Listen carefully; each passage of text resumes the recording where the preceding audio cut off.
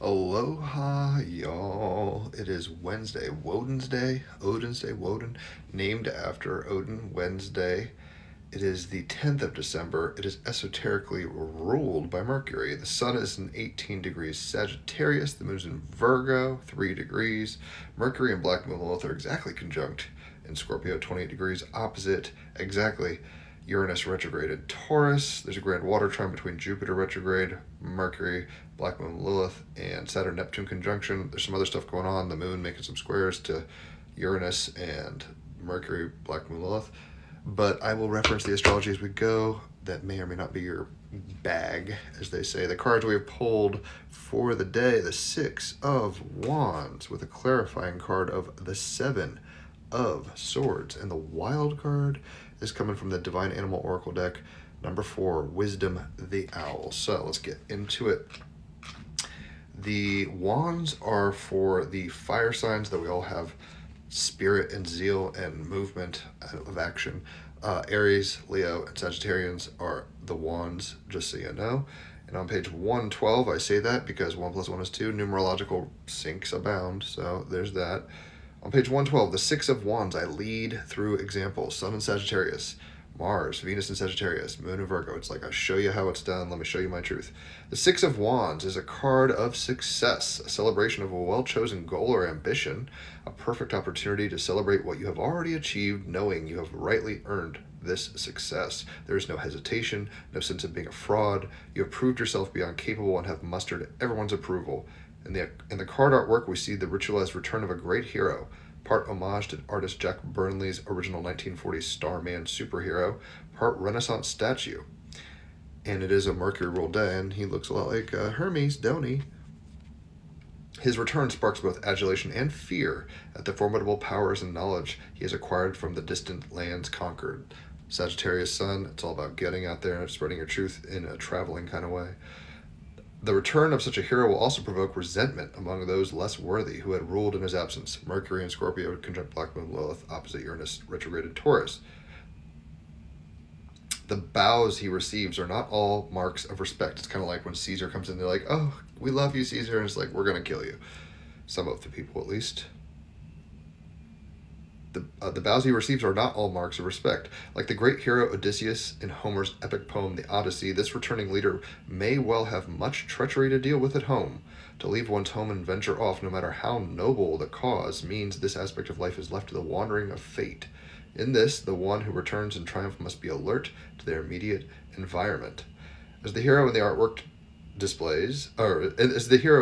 to display your power can act as a warning to those who would be quick to undermine you. It will not stop them, however, but allow time to access the dynamics wisely. Along with the possible threats, there is also space for a wondrous celebration. To venture forth and accomplish something of intense difficulty must be fully acknowledged. It is also time to move out and shine with new ideas. While you have immense self-belief in the rightness of your offering to the world, Sun and Sag, it must be understood that success can be extremely fleeting. In order to really engineer and carry success for some time into the future, you must enroll others in the value of your mission, Pluto and Aquarius. You need to elicit their value system and create a cohesive strategy that will align their needs and ambitions with your own, acting not merely as a figurehead, but really embarking on the task of true leadership, of clearly defining a vision that is in everyone's best interest, right? It's for service for the group, Moon in Virgo. The ultimate win-win situation that is unifying, supportive, and gratifying for all involved. The Six of Wands suggests you are being invited to step forward into a position of leadership in your work or social life. Good leadership is about moving towards a shared vision, which preferably symbolizes the most promising of human virtues. Great leaders create an exciting, energizing, and optimistic environment. Sun, Mars, Venus, and Sagittarius. Coaching and affirming their teammates while being honest, accountable, compassionate, and ultimately decisive. They are not afraid to take the brunt of criticism. The Moon in Virgo can be kind of critical, and that is squaring Uranus and also squaring Mercury, the Moon. They're not afraid to take that criticism and are able to offer encouraging feedback, fine-tuning a pathway to success. It is time to invest in your own leadership abilities, be inspired, and learn from leaders around you, investigating ways that you can now take the lead. So triumph and victory are achieved, getting your desired recognition, fine-tuning your pathway to success. The clarifying card for this is the Seven of Swords, which ironically I was talking about Homer and the Odyssey.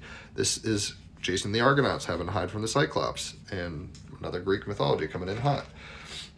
And Mercury is, this teller of stories, of truth, Sun in Sagittarius. The Seven of Swords is on page 134. I want what others have. So, just because you're winning doesn't mean there's not haters in the crowd. Desire for what others have, being dishonest and deceptive with Black Moon Lilith conjunct Mercury. Exactly. It's like, where are we being shady? Where are others being shady? Challenging cultural values and ideals. Pluto and Aquarius, Uranus retrograde, and Taurus opposite that Mercury. So, we're taking the stage, we're going up to the Oscars, and there's people like, oh, I'm so happy for you. And in their minds, they're like, I want that Oscar. You don't deserve it, right?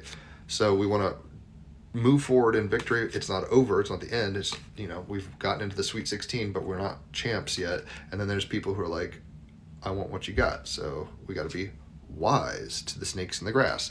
The wild card is from the Divine Animal Oracle deck. I should say that he's been on my podcast. She's been on my podcast. Check out the Team Rabbit Hole podcast if you don't know about it. 321 episodes.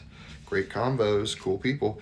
So, on page 23, number 4, the owl. Wisdom. Open your eyes and see what is really there. The truth. Sun in Sagittarius. You can kind of grok what it actually is. Moon in Virgo and Mercury in Scorpio. You can see through the bullshit.